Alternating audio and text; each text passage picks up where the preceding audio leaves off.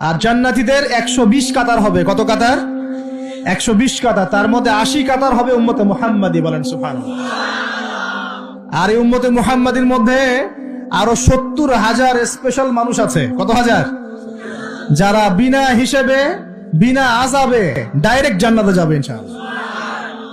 তবে অন্য একটা হাদিসে আসছে যে প্রত্যেক হাজারের সাথে আরো 70,000। তবে শর্ত কঠিন। কিরকম শর্ত? সাহাবীরা বসে ডিসকাস করছেন কে হতে পারে তারা।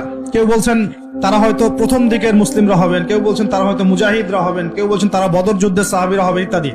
তখন নবী সাল্লাল্লাহু আলাইহি ওয়াসাল্লাম আবার চলে আসলেন, ব্যাক করলেন। ব্যাক করে বলছেন কি বিষয়ে কথা বলছিলে? তখন সাহাবীরা বললেন আমরা তো ডিসকাস করছিলাম যে কারা হতে পারে সেই 70,000। নবীজি বললেন শোনো, ওই 70,000 মানুষ পাখি উড়িয়ে ভাগ্য গণনা করে না।